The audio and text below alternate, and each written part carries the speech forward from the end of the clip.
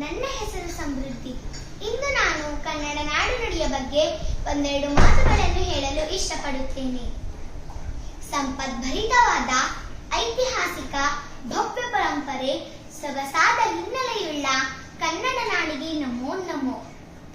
ಹರಿದು ಹಂಚಿ ಹೋದ ಕನ್ನಡ ನಾಡು, ಕರ್ನಾಟಕ ಕುಲಪುರೋಹಿತ ಆಲೂರು ವೆಂಕಟರಾಯರು ಮತ್ತು ಅಸಂಖ್ಯಾತ ಕನ್ನಡಿಗರಿಂದ, ಕನ್ನಡಾಭಿಮಾನಿಗಳಿಂದ ಒಂದಾಗಿದೆ. ಕನ್ನಡವು ತನ್ನ ಕಂಪು ಮತ್ತು ಇಂಪಿನಿಂದ ಬಹಳಷ್ಟು ಕವಿಗಳನ್ನು, ಸಾಹಿತಿಗಳನ್ನು ತನ್ನೆಡೆಗೆ ಆಕರ್ಷಿಸಿದೆ. ಈ ಸೊಬಗಿನಿಂದ ಅದು ಕರುನಾಡು ಜನರ ಸಂಪತ್ತಾಗಿದೆ.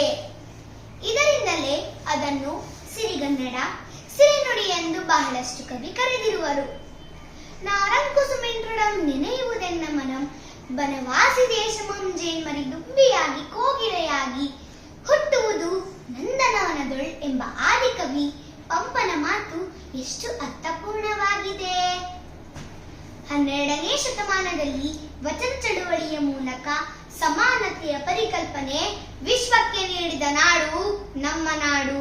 8 ಜ್ಞಾನಪೀಠ ಪ್ರಶಸ್ತಿಯನ್ನು ಮುಡಿಗೇರಿಸಿದ ಕೀರ್ತಿ ಕನ್ನಡದ್ದು. ಇಂತಹ ಕನ್ನಡ ಭಾಷೆಗೆ ಸುಮಾರು 2500 ವರ್ಷಗಳ ಇತಿಹಾಸವಿದೆ. ಕನ್ನಡ ಭಾಷೆಗೂ ಹಳೆಗನ್ನಡದ ಇಂಪು, ನಡುಗನ್ನಡದ ಪೆಂಪು ಹಾಗೂ ಹೊಸಗನ್ನಡದ ತಂಪನ್ನು ಹೊಂದಿದೆ. ನವೋದಯ, ನವ್ಯ, ದಲಿತ, ಬಂಡಾಯ, ನವ್ಯೋತ್ತರ ಹೀಗೆ ಇತಿಹಾಸವಿರುವ ಸಾಹಿತ್ಯ ಸಂಸ್ಕೃತಿಯ ಭವ್ಯ ಪರಂಪರೆಯ ಬಗ್ಗೆ ತಿಳಿಯುವುದೇ ಒಂದು ರೋಮಾಂಚನ. ಕನ್ನಡದ ಹರಿವು ಕಾವೇರಿಯಿಂದ ಗೋದಾವರಿಯವರೆಗೆ ಇತ್ತು ಎಂಬುದು ಕವಿರಾಜ ಮಾರ್ಗದಿಂದ ತಿಳಿಯುತ್ತದೆ.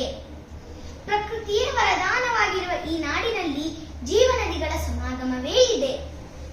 ಹೆಸರಾಯಿತು ಕರ್ನಾಟಕ, ಉಸಿರಾಗಲಿ ಕನ್ನಡ ಎಂಬುವಂತೆ ಹುಟ್ಟಿದರೆ ಕನ್ನಡ ನಾಡಲ್ಲೇ ಹುಟ್ಟಬೇಕು ಎಂಬ ಅಭಿಲಾಷೆ ಸ್ಥಿರವಾಯಿತು.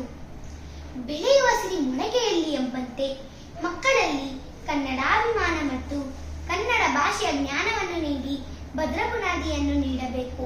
ಕನ್ನಡದ ಬೇರನ್ನು ಗಟ್ಟಿಗೊಳಿಸಬೇಕು. ಕನ್ನಡವೇ ಸತ್ಯ, ಕನ್ನಡವೇ ನಿತ್ಯ.